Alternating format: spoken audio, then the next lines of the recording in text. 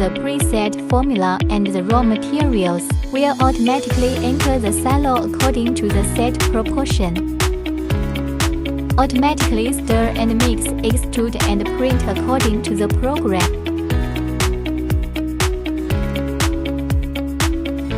After printing is completed, it can enter automatic cleaning mode through the set program.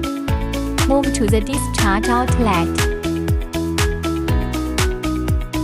Inject high-pressure water into the silo for mixing and cleaning. The remaining materials will be discharged into the sedimentation tank through pipelines to achieve solid-liquid separation.